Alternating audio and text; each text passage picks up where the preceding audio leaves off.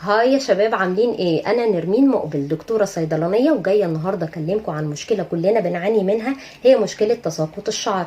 طيب مشكله تساقط الشعر دي انا لازم اعرف انا بعاني من المشكله دي ولا لا. طب اعرف منين؟ اخد الشعر اللي بيقع مني في اليوم، لو لقيتهم من 50 ل 100 شعرايه يبقى انا كده تمام، مش بعاني من مشكله تساقط الشعر. طب لو لقيتهم زياده عن كده، لا، لو لقيتهم زياده عن كده يبقى انا عندي مشكله تساقط شعر، لازم اعرف ايه هي المشكله دي عشان اعرف حلها. بس خلال يومي اثناء اكلي وشربي انا باخد ساعات اكلات بتوقع لي شعري. ايه هو؟ في اكل بيوقع الشعر؟ ايوه، في اكل بيوقع الشعر، زي مثلا السكر الابيض. كل ما نستهلك سكر ابيض كتير خلال يومنا كل ما بصيلات شعرنا تضعف وتقع. ايه تاني؟ الدقيق الابيض. الدقيق الابيض كمان بيوقع الشعر. طيب ايه تاني؟ المشروبات الغازيه بتاعه الدايت اللي هي مكتوب عليها ماده اسمها اسبارتام. ماده الاسبارتام دي لقوا العلماء مؤخرا ان هي بتوقع الشعر ولازم نخلي بالنا منها. طيب ايه تاني؟ السمك المكاريل والسلمون موجود فيهم معدن اسمه زئبق، والمعدن ده لو زاد في الجسم هتلاقيه بيوقع الشعر، فنخلي بالنا من الموضوع ده. طيب ايه الاكلات بقى اللي تخلي شعري بقى يطول ويبقى صحي وبيلمع وشكله حلو وكثيف كده وحلو؟ اول حاجة البيض. سحر، البيض سحر. البيض سحر للشعر فعلا. فيه بروتينز، والبروتينز دي اساسا داخله في تكوين الشعر فبتاثر على صحته. ايه تاني اكله كتير؟ المكسرات.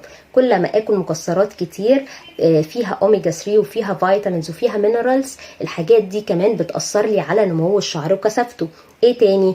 الفيتامين سي اللي موجود في الحاجات زي اليوسفندي، زي البرتقال، زي الفلفل الاخضر، مليانين فيتامين سي. فيتامين سي ده بياخد لي الحديد اللي انا باخده ويروح يخلي الجسم يمتصه، وطبعا يفرق في شعري. وبما اننا اتكلمنا عن فيتامين سي لازم نتكلم عن الحديد طبعا. الجرجير والسبانخ والبتنجان والتفاح والموز، كل الحاجات دي كمان بيبقى فيها حديد وبيأثر لي على صحة الشعر.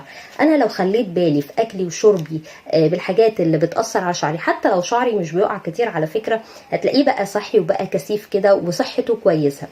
طيب اخر حاجة بقى، وصفة نفعت معايا جدا جدا جدا في موضوع شعري.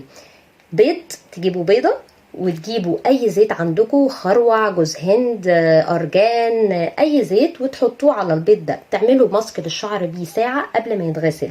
طيب ريحة البيض، في ناس قالت لي لا بس ريحة البيض يا نرمين بتبقى بشعة على الشعر.